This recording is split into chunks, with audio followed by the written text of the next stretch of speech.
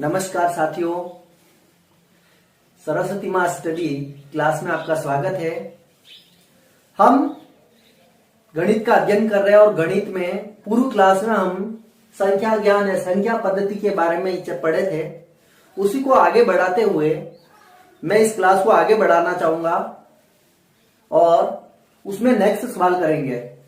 और इससे पहले मैं आपको बताना चाहूंगा, इससे पहले मैंने एक भाजकता के नियम की जो क्लास ली थी, मैं उसको डिस्क्रिप्शन में डाल रहा हूं, उसको जरूर देखिएगा ताकि आपको भाजकता के नियम का नॉलेज हो सके, ताकि आपको काटने में या सवाल करने में कुछ दिक्कत नहीं हो। तो इसी संदर्भ में हम आगे बढ़ते हैं और इस क्लास को शेयर जरूर कीजिएगा ताकि जो बच्चे गणित की तैयारी कर रहे हैं उनको इसका बेनिफिट हो सके। तो आज का अपना पहला सवाल, जो कि कल अपन 15 सवाल देखे थे, उसके बाद नेक्स्ट सवाल, 4 अंकों की सबसे बड़ी संख्या जो 7 से पूर्णतः विभाजित हो। 4 अंकों की सबसे बड़ी संख्या देखनी है जो 7 से पूर्णतः विभाजित हो। तो पहले तो अपन निकालेंगे 4 अंकों की सबसे बड़ी संख्या होती है 9999। अब अपने को देखना है 4 अंकों की सबसे बड़ी संख्या जो 7 से विभाजित हो। तो अपने को इसमें 7 का भाग देना है। इसमें 7 का भाग देंगे तो जो शेषफल आएगा वो आएगा 3। बड़ी संख्या में जो 7 का भाग देना है उसको अपन भाग के प्रोसेस से भाग देंगे और शेषफल, अब शेषफल को इस भाज्य में से घटा देंगे 3। तो यहां बचेगा 9996। तो जो 9996 है उसमें 7 का भाग पूरा का पूरा जाएगा, क्योंकि जब किसी भाज्य में से शेषफल घटा देते हैं, तो जो संख्या आती है उसमें भाजक का भाग पूरा का पूरा चला जाता। तो यहां भी 9999 में 7 का भाग देने पर 3 बचेंगे और 3 को इस 9999 में बाकी करने पर अपने 9996 आएंगे, वो 7 से पूर्णतः विभाजित होगी। तो अपना यहाँ जो आंसर होगा 9996, जो कि ऑप्शन में अपने को यहाँ मिलेगा, तो अपना आंसर सही होगा ये।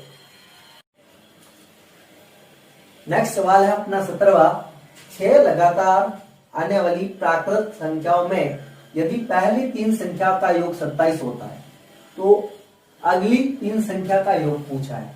ये कह रहा 6 लगातार आने वाली संख्या है, 1 2 3 4 5 6, इनका योग दे रखा है, इनका योग ज्ञात करना है। इनका योग इसने 27 दे रखा है। तो अपने को पहले ये 3 संख्या ज्ञात कर लेंगे, फिर अगली 3 संख्या आ जाएगी। तो माना कि पहली संख्या x है तो दूसरी संख्या क्रम से बढ़ रही है तो x प्लस 1 हो जाएगी और तीसरी संख्या x प्लस 2 हो जाएगी, यानी एक एक के अंतराल में बढ़ रही है।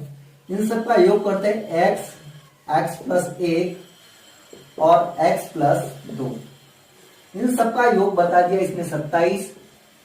अब यहां x जोड़ते हैं तो 3x हो जाएंगे, प्लस ये संख्या जोड़ते हैं 1 और 2, ये 3 हो गए, प्लस ये 27 हो गए। अब ये 3x हो गया।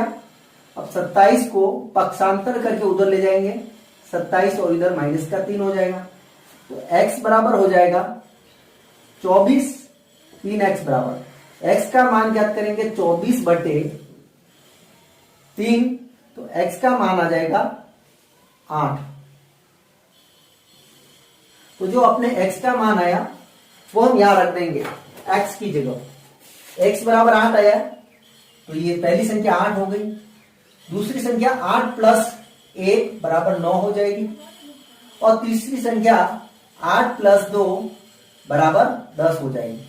तो जो पहली 3 संख्या थी 8 9 10, इनका योग करते हैं तो 27 आ रहा है।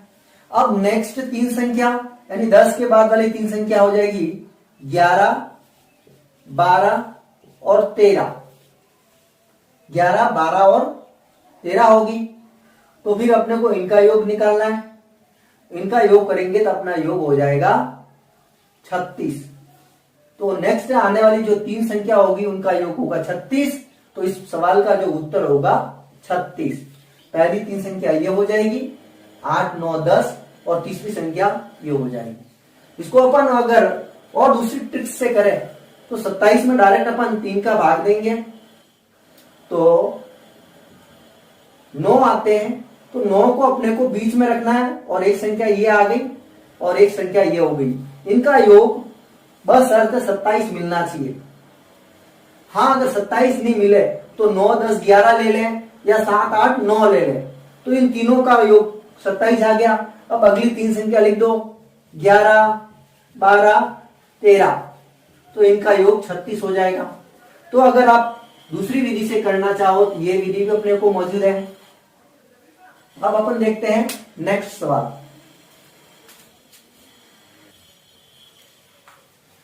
यह सवाल भी पिछले सवाल जैसा ही है।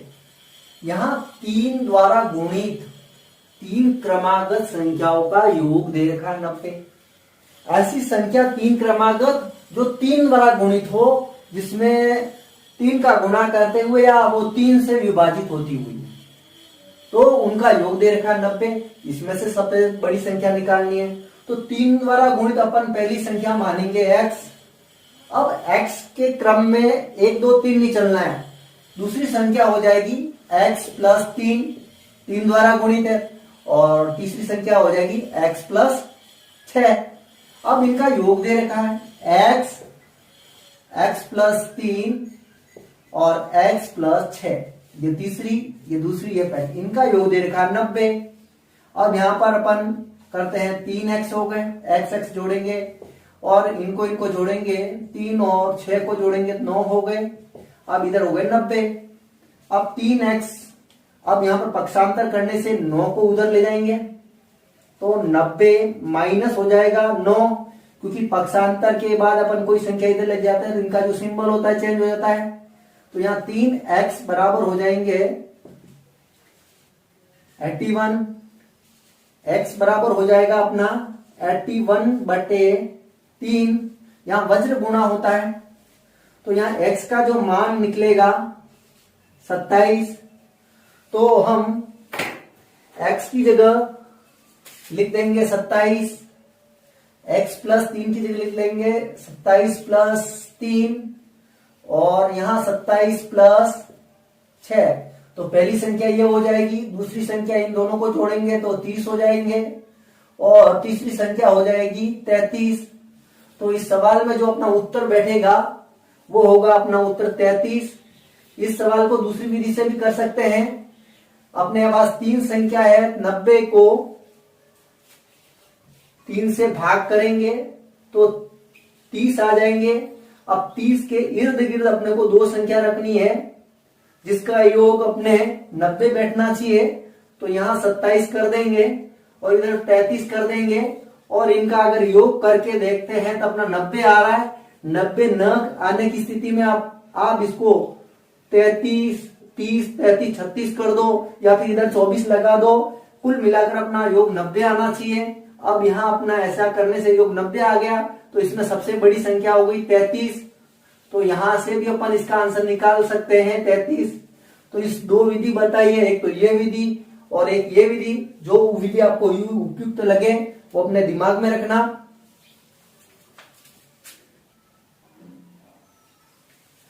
अब हमारे यहां पर नया सवाल, वह संख्या ज्ञात कीजिए जिसका 1/3 उसके 5वें भाग से 16 अधिक है। इस टाइप के एग्जाम में क्वेश्चन आते हैं, समझना होता है। मैं आपको अच्छे से समझा दूंगा इस सवाल को भी। वह संख्या ज्ञात करनी है, जैसे कि माना कि उस संख्या को x मान लेना। अब इसको अच्छे से पढ़ना है। इसका 1/3 तो कौन सा हो गया, x/3 बराबर उसके 5वें भाग से, इसके 5वां भाग कौन सा हो गया, 1/5वां भाग से कितने अधिक है, 16 अधिक है।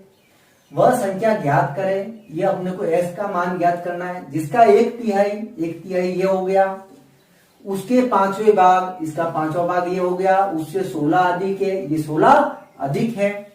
अब इस समीकरण को अपने को सोल्व करना है। सोल्व करने से पहले अपन x का मान एक तरफ ले लेंगे, तो x/3 अब इसको पक्षांतर करके इधर लाएंगे तो ये माइनस हो जाएगा x/5 और बराबर 16 इधर ही रहने देंगे। अब यहाँ पर अपन लसर लेते हैं, 15 आ जाते हैं, तो 5 का भाग इसमें देते हैं, 3 का भाग 5 बार जाएगा तो ये 5x हो जाएगा, माइनस ये 3x हो जाएगा, इधर 16 रखने हैं। अब इसको सॉल्व करते हैं, 2x/15 होगा, यहां पर हो जाएगा 16। अब यहां पर अपने को वज्र गुणा करना है, तो वज्र गुणा करने से ये 15 ऊपर चले जाएंगे, तो 2x बराबर 16 इंटू 15 होगा। अब इस सवाल को मैं यहां कर रहा हूं, 2x बराबर 16 इंटू 15 होता है। x को अपन यही रहने देंगे, तो बराबर के उधर 2 नीचे चले जाएंगे वज्र गुणे से, 8 इंटू 15/2 हो जाएगा। अब इसको सॉल्व करेंगे, x बराबर इससे ये कट जाएगा 8 बार, 8 इंटू 15 करेंगे तो इस सवाल का उत्तर आ जाएगा 120। तो आपको सबसे पहले पक्षांतर करना है, पक्षांतर करने से ये इधर से इधर आ जाएगा।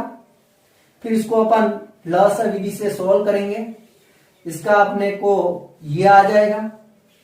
फिर वज्र गुणा करने से ये 15 ऊपर चला गया और 2x यहीं रहेगा। फिर यहां हम x यहीं रहने देंगे, 2 नीचे आ जाएगा वज्र गुणे से। फिर इसको सॉल्व करेंगे तो अपने x का मान 120 प्राप्त हो जाएगा। इस सवाल का जो उत्तर होगा 120, वह संख्या कौन सी होगी? 120। अब हम देखते हैं 20 नंबर सवाल। यदि किसी संख्या को 102 से भाग देने पर 39 शेष रहता है, यदि उसी संख्या को 17 से भाग दे तो कितना शेष रहेगा? तो इसके लिए बहुत सरल मेथड है। इस टाइप का कोई सा भी सवाल आ जाए तो उसमें अपनों को क्या करना है, पहला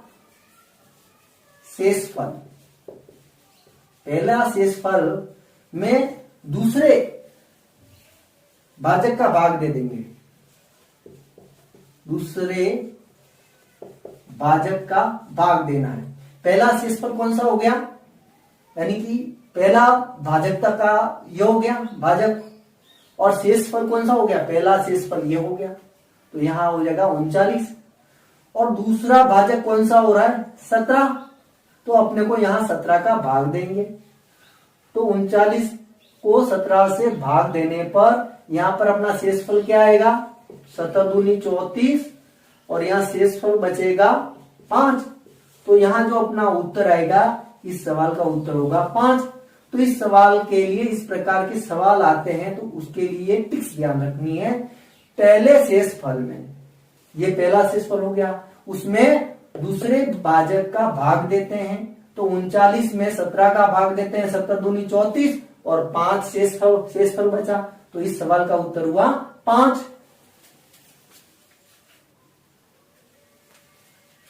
जैसा आपने पहला सवाल पढ़ा उसी प्रकार का ये सवाल है। किसी संख्या को 136 से भाग दिया अपन ने, वहां अपने को 36 शेष मिले। यदि उसी संख्या को 17 से भाग देते हैं, कितने बचेंगे? तो यहां अपना पहला शेषफल क्या हो गया, 36, तो यहां लिख दिए 36, और दूसरा भाजक कौन सा हो गया, 17, तो हम यहां 17 का भाग दे देंगे। 17 को 36 में भाग दे देंगे, 17 दूनी 34 होते हैं, और यहां तो शेषफल क्या बचेगा, 17 दूनी 34, तो 34 को इसमें से माइनस करेंगे, 2 शेषफल रहेगा। तो इस सवाल का जो उत्तर होगा 2। तो अपने को कुल मिलाकर इस टाइप के सवाल आते हैं, उसमें पहले शेषफल में दूसरे भाजक का भाग देना है, और जो शेषफल बचेगा वही अपना उत्तर होगा। अब देखते हैं नेक्स्ट सवाल।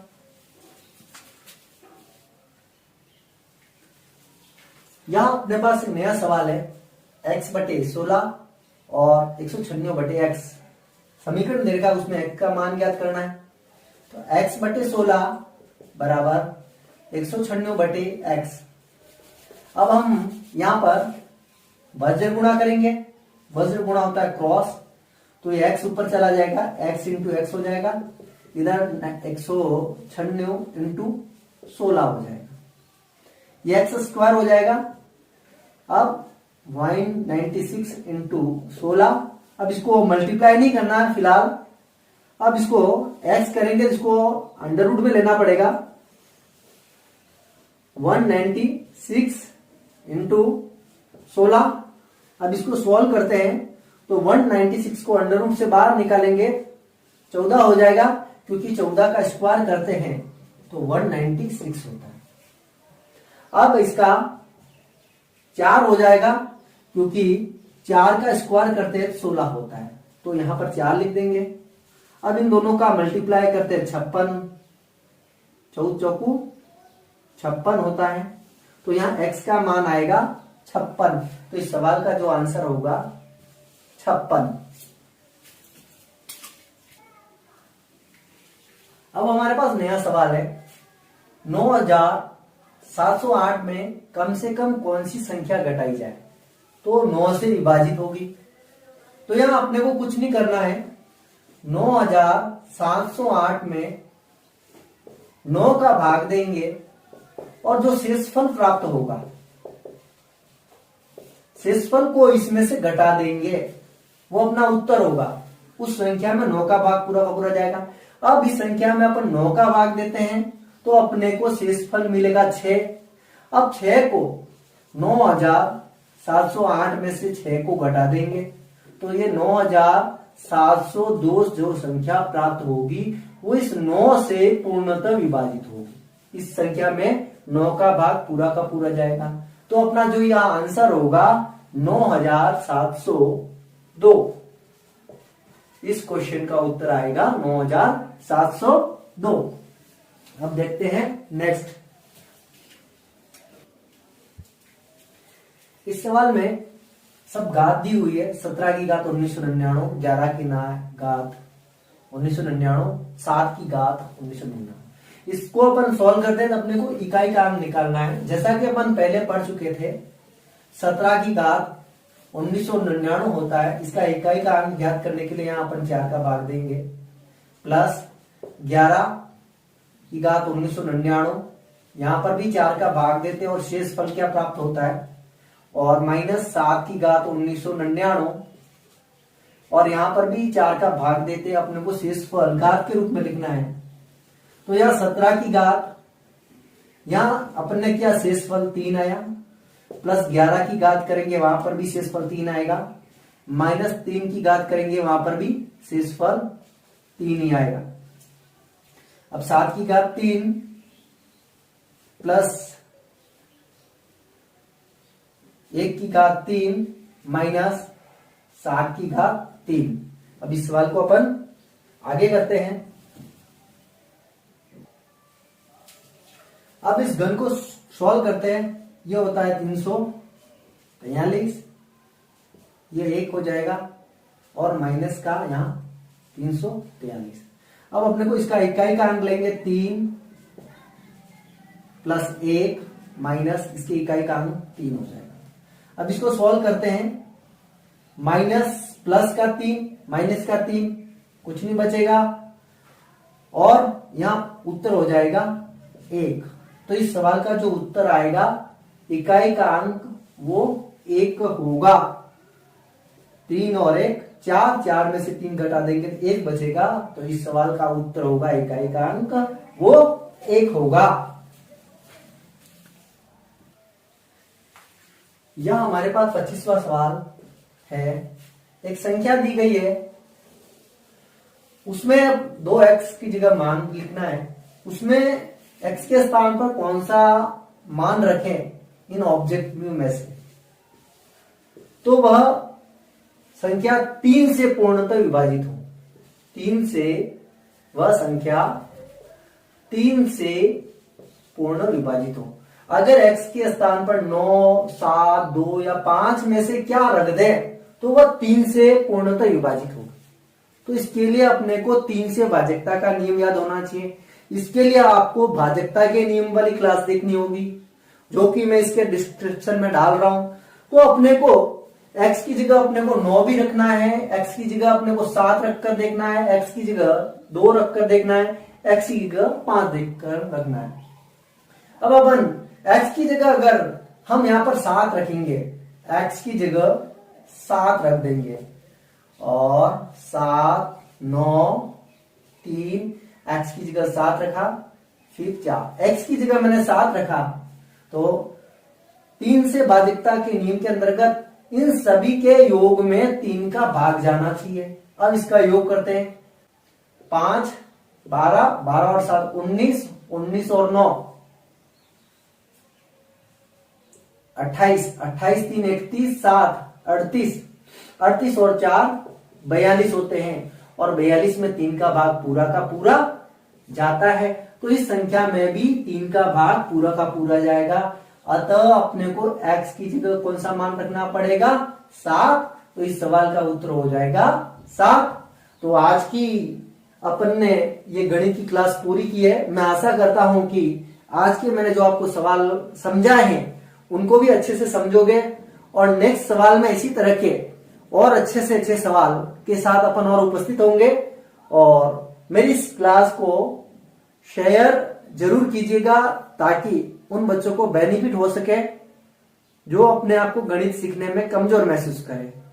तो इसी के साथ पार्ट 3 में इसी टॉपिक पर चर्चा करते हुए मिलेंगे। तो जय हिंद, जय भारत।